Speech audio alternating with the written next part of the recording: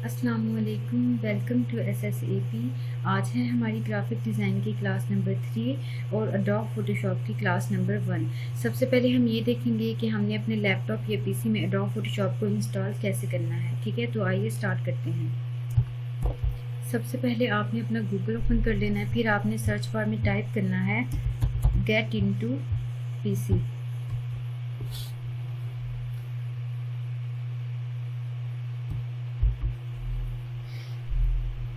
Next आपने get into PC free software setup यहाँ पे क्लिक करना है।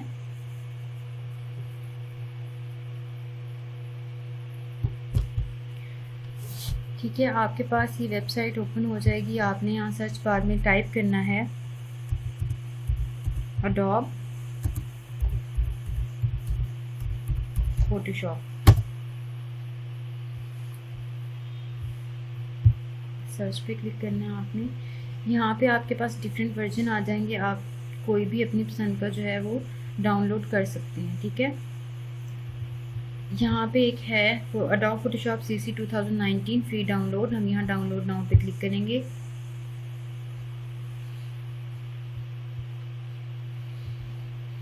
ये हमें सारी जो है सॉफ्टवेयर के बारे में डिस्क्रिप्शन बता रहा है। हम नीचे आएंगे, यहाँ पे डाउनलोड पे क्लिक करेंगे।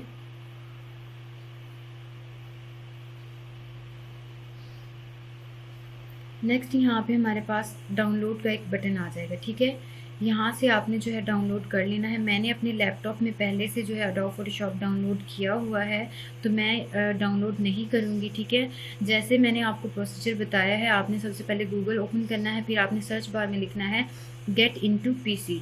फिर आपने इस वेबसाइट पे आके सर्च बार में टाइप करना है एडोब फोटोशॉप। नेक्स्ट आपके पास यहाँ पे जो है वो डाउनलोड का बटन आएगा। आपने उस डाउनलोड के बटन पे क्लिक करना है। ठीक है, यहाँ पे थोड़ा सिग्नल इशू है तो इसलिए शायद वो जल्दी से नहीं आ रहा। ठीक है, यहाँ पे आपको जब डाउनलोड का बटन देखें आ गया है। ठीक है, तो आपने इस पर क्लिक करके डाउनलोड कर लेना है और इंस्टॉल कर लेना है। ठीक है, ये था हमारे पास प्रोसीजर कि हमने कैसे एडोब फोटोशॉप को अपने लैपटॉप या पीसी में डाउनलोड करना है। ठीक है, तो अब हम स्टार्ट करते हैं अपना एडोब फोटोशॉप। ये है हमारे पास एडोब फोटोशॉप की स्क्रीन। ठीक है, यहाँ पे हमारे पास ऊपर आप देख रहे हैं file, edit, image, layer, type, select, filter, 3D, view, window, help. ठीक है, इन सबको हम जो है साथ साथ करेंगे। मैं फाइल पे जाऊँगी और न्यू पे क्लिक करूँगी। यहाँ पे हमारे पास जो भी हमारे पास डॉक्यूमेंट के डिज़ाइन है, ठीक है, वो आ जाएंगे। डॉक्यूमेंट के हम जिसके लिए जो है वो डिज़ाइन करना चाह रहे हैं। अगर हमें कोई फ़ोटो इमेज जो है इमेज का साइज़ हमें चाहिए, हमें इमेज के लिए कुछ जो है वो डिज़ाइन करना है, तो हम यहाँ से कोई भी डिज़ाइन जो है फॉर्मेट कोई भी ले सकते हैं। प्रिंट के लिए हम ले सकते हैं, यहाँ पे डिफरेंट पेज के साइज़ हैं। ठीक है, आर्ट एंड इलस्ट्रेशन के लिए हमारे पास हैं। अगर हम वेब के लिए कुछ डिज़ाइन करने जा रहे हैं तो उसके लिए हमारे पास अवेलेबल हैं। अगर हम मोबाइल के लिए कुछ डिज़ाइन करना चाह रहे हैं तो उसके लिए भी हमारे पास बहुत से जो हैं वो फॉर्मेट अवेलेबल हैं। ठीक है, इसी तरह हमारे पास फिल्म और वीडियो के लिए भी हैं। अगर हम यहाँ पे देखें, मैं प्रिंट पे जाती हूँ, यहाँ से मैं A4 सेलेक्ट कर लेती हूँ। ठीक है, जो कि बहुत ज़्यादा यूज़ किया जाने वाला इंटरनेशनल जो यूज़ किया जाने वाला फॉर्मेट है आर्ट बोर्ड का। ठीक है, वो A4 है। नेक्स्ट यहाँ पे हमारे पास ओरिएंटेशन आ जाती है कि हम पोर्ट्रेट रखना चाहते हैं या लैंडस्केप। यहाँ पे हमारे पास आ जाता है हम इंचज़ में रखना चाहते हैं या पिक्सल। ठीक है, आप जो चाहें वो रख सकते हैं। नेक्स्ट हमारे पास इसकी रेजोल्यूशन आ जाती है। रेजोल्यूशन जो होती है, डिफ़ॉल्ट रेजोल्यूशन जो होती है वो होती है 72, और जो ज़्यादातर यूज़ की जाती है वो भी फ़ोटोशॉप में 72 होती है। ठीक है, नेक्स्ट हमारे पास कलर्स आ जाते हैं। RGB कलर्स क्या होते हैं? Red, green, blue, grey scale colour होते हैं, जिसमें ग्रे और ब्लैकिश जो है वो कलर आ जाते हैं। ठीक है, इसी तरह CMY के कलर होते हैं। जब हम डिटेल से अपनी नेक्स्ट क्लासेस लेंगे, ठीक है, नेक्स्ट क्लासेस में हम जो है अपने कलर्स के बारे में डिटेल से पढ़ेंगे। यहाँ पे हमारे पास आ जाता है कि हमने जो है वो बैकग्राउंड का जो है कलर कैसा रखना है, वाइट रखना है, ब्लैक रखना है। ठीक है, जो भी हम रखना चाहें। नेक्स्ट हमारे पास क्रिएट।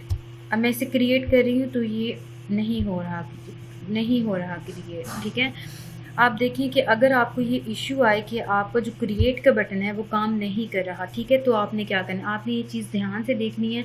कभी कभी हमें ये इशू जो है छोटे छोटे हो जाते हैं, हम साथ साथ उन्हें भी देखेंगे कि हमने उन्हें कैसे सॉल्व करना है। ठीक है, मैं यहाँ क्रिएट पे क्लिक करती हूँ तो ये मेरा क्रिएट नहीं हो रहा, तो अब हमने क्या करना है, इसके लिए आपने जाना है एडिट पे, यहाँ पे आपने आना है प्रेफरेंसेस पे, और यहाँ पे आपने जनरल पे जाना है। ठीक है, ये जो आपको एक नज़र आ रहा है use legacy new document interface, यहाँ पे आपने चेक कर देना है। चेक करने के बाद आपने ओके कर देना है। ठीक है, जब आप ओके करेंगे और फिर आप फाइल पे जाएंगे और न्यू डॉक्यूमेंट क्रिएट करेंगे तो आपके पास देखें ओके किया, ये क्रिएट हो गया। ठीक है, ये है हमारा जो है एडोब फोटोशॉप की स्क्रीन।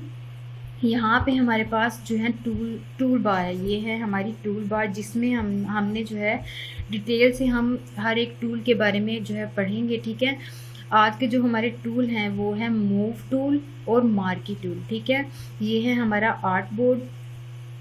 नेक्स्ट हमारे पास आप देखें कि अगर मैं इसको ड्रैग करूं, ठीक है, मैं कहीं पे भी चाहूं इसे रख सकती हूँ। ठीक है, समटाइम अगर कभी ऐसे होता है हमसे गलती से जो हमारी एसेंशियल्स होती हैं, ठीक है, ये सारी हमारी एसेंशियल्स हैं, वो गायब हो जाती हैं। ठीक है, देखिए अब आप यहाँ पे सारी एसेंशियल्स हमारी गायब हो गई हैं। आपने परेशान नहीं होना कि ये अब मैं इसे वापस कैसे लाऊं।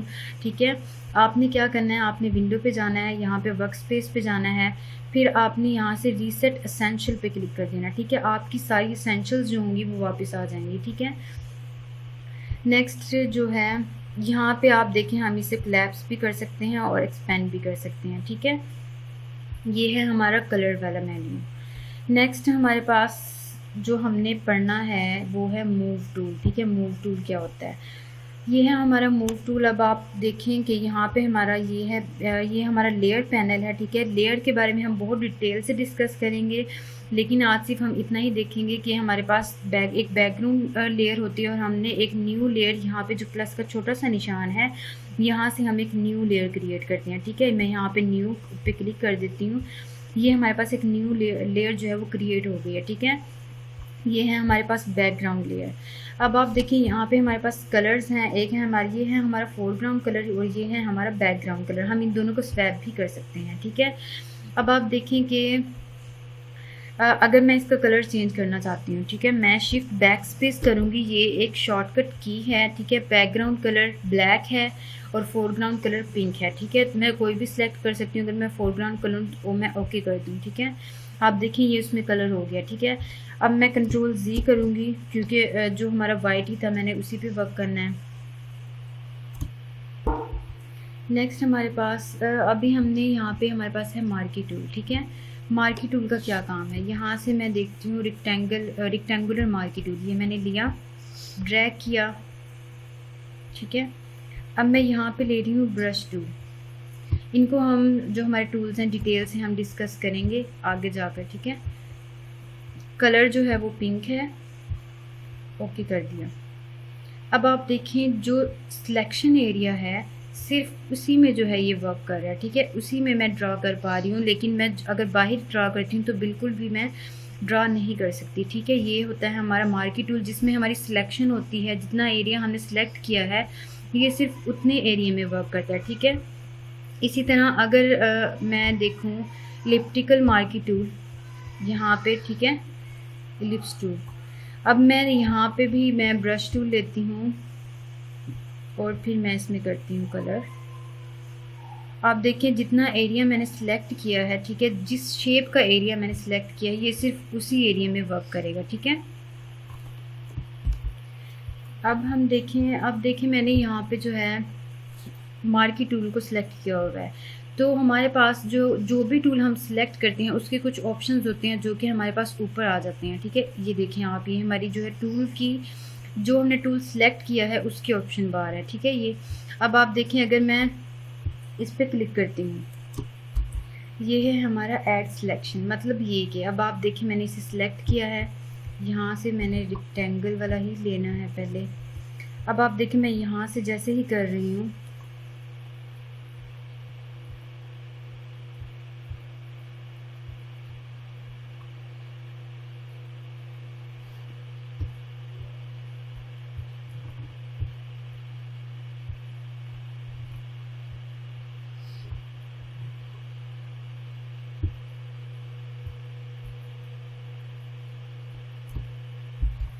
आप देखिए मैंने यहाँ पे ऐड सिलेक्शन वाला जो है ऑप्शन सेलेक्ट किया था, ठीक है। अब मैं यहाँ पे एक रेक्टेंगल टूल बनाती हूँ, ठीक है, ये मैंने बना लिया। अब मैं इसी के साथ जो है एक और बना देती हूँ, ठीक है। अब आप देखें उस जब मैंने दूसरा जो है वो सिलेक्शन एरिया बनाया तो उसने दोनों को जो है ऐड कर दिया, ठीक है, मर्ज कर दिया, ठीक है। ये था हमारे पास ऐड सिलेक्शन। इसी तरह अगर हम ये वाला जो है देखें, ये हमारे पास आ जाता है सब्ट्रैक्ट सिलेक्शन। मतलब ये कि हमने जो सिलेक्शन बनाई है, अगर हम उसमें से जो है कुछ हिस्सा, कुछ उसका जो पार्ट है वो चाहते हैं कि वो ना रहे, ठीक है, तो हम कुछ जितना हम चाहते हैं हम उतना सेलेक्ट कर लेते हैं, वो उतना रिमूव कर देगा, ठीक है। ये है हमारे पास सब्ट्रैक्ट सिलेक्शन। नेक्स्ट हमारे पास आ जाता है इंटरसेक्ट। ये है हमारे पास इंटरसेक्ट सिलेक्शन, ठीक है। अब आप देखें मैं यहाँ पे बनाती हूँ रेक्टेंगल,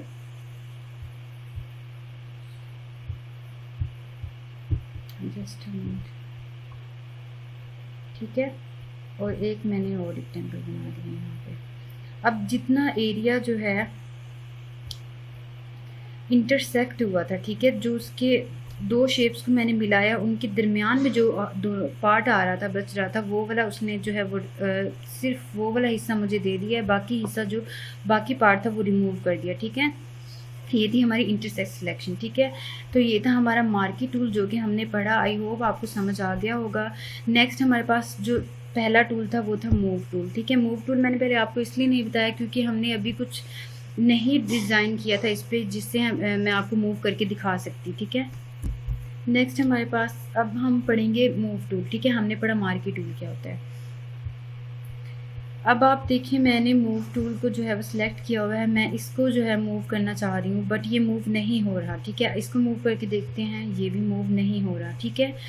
यहाँ से जो है कोई भी मूव नहीं हो रहा। क्यों मूव नहीं हो रहा? क्योंकि जो है ये जो हमने डिज़ाइन किया है ये एक बैकग्राउंड लेयर है हमारी। बैकग्राउंड लेयर पे हम जो भी डिज़ाइन करते हैं उसको हम मूव नहीं कर सकते, ठीक है।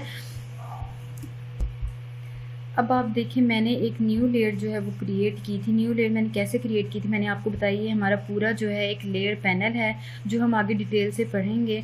यहाँ पे एक छोटा सा प्लस का निशान है जिसे हम एक लेयर क्रिएट करते हैं, ठीक है। मैंने ये न्यू लेयर ली, मैं इस लेयर पे आती हूँ और इस लेयर के ऊपर अब मैं जाती हूँ मार्की टूल पे। फिर से मैं रेक्टेंगुलर मार्की टूल लेती हूँ और एक जो है रेक्टेंगल ड्रा करती हूँ, ठीक है।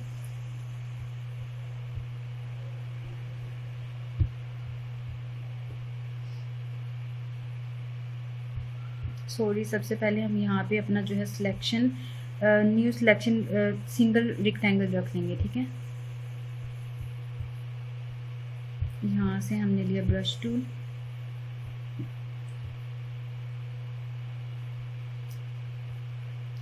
अब आप देखिए मैं ले रही हूँ मूव टूल। अब अगर मैं मूव टूल से इसको मूव करती हूँ ये मूव नहीं होगा, लेकिन अगर मैं मूव टूल से इसको मूव करूँ तो ये मूव हो रहा है, ठीक है। ये मूव इसलिए हो रहा है क्योंकि इसको मैंने न्यू लेयर पे क्रिएट किया, ठीक है। आप देखें यहाँ पे छोटी सी आई बनी हुई है दोनों साइड, दोनों लेयर्स पे। अगर मैं इसको हाइड कर देती हूँ तो मेरे पास सिर्फ ऊपर वाली जो लेयर है वो शो होगी, ठीक है। अब आप देखें मैंने सिर्फ ऊपर वाली लेयर पे जो है ये क्रिएट किया था, इसलिए इसको मैं मूव कर सकती हूँ, ठीक है। अगर मैं इसको हाइड कर दूँ और अपनी बैकग्राउंड लेयर यहाँ पे इसको मूव करूँ तो ये मूव नहीं होगा फ़ोटोशॉप में। इसलिए आपने फ़ोटोशॉप में ये ध्यान रखना है कि आप जो भी डिज़ाइन करें, जो भी, बेशक आपने जो है एक डॉट लगाना हो, ठीक है, वो भी आप न्यू लेयर पे लगाएंगे ताकि आपको बाद में आगे जाकर इशू कोई ना बने। अगर आप किसी को मूव करना चाहें, किसी भी एलिमेंट को, किसी भी डिज़ाइन को जो आपने बनाया है उसको ईज़िली आप मूव कर सकते हैं, ठीक है, अगर आप जो है वो न्यू लेयर पे बनाएं, ठीक है। तो ये था हमारे पास मार्की टूल और मूव टूल, ठीक है। आज हमने जो है पढ़ा, हमने देखा कि हमने डॉक्यूमेंट्स की सेटिंग कैसे करनी है, ठीक है। हमने जो है एडोब फोटोशॉप के एसेंशियल्स के बारे में देखा कि उनको कैसे करना है। हमारा एक इशू आ रहा था कि हमारा डॉक्यूमेंट क्रिएट नहीं हो रहा था, ठीक है, हमने उसको सॉल्व किया। अब आप देखें कि हम जब भी अब अभी तो मैंने आपको सिर्फ जो है मूव टूल और रेक्टेंगल टूल के बारे में जो है डिटेल से बताया है कि वो उन पे हमने कैसे वर्क करना है। जब हम अपने टूल्स के बारे में, अपने टूल्स को यूज़ कर कैसे करना है ये सीख जाएंगे, फिर हम जो है फिर मैं आपके लिए जो है प्रोफेशनल क्लासेस लेकर आऊँगी एडोब फोटोशॉप की, जिसमें हम डिफरेंट डिज़ाइंस बनाएंगे। ठीक है, ये अभी स्टार्ट है, तो अभी हमने सिर्फ ये देखना है कि हमने जो है अपने टूल्स को यूज़ कैसे करना है। ठीक है, आज हमने पढ़ा मूव टूल और मार्की टूल।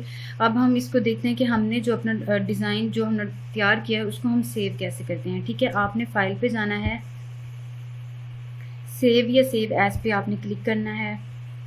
आप अपने कंप्यूटर में करना चाहते हैं तो आप सेव ऑन योर कंप्यूटर कर दें।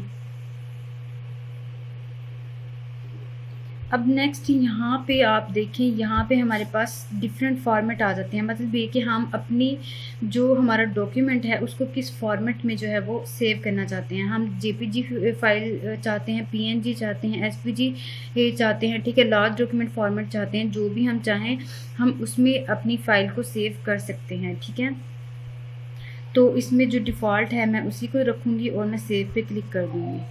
ठीक है, अब ओके, अब ये जो है हमारा सेव हो रहा है। ठीक है, हमारा जो ये डॉक्यूमेंट सेव हो गया है।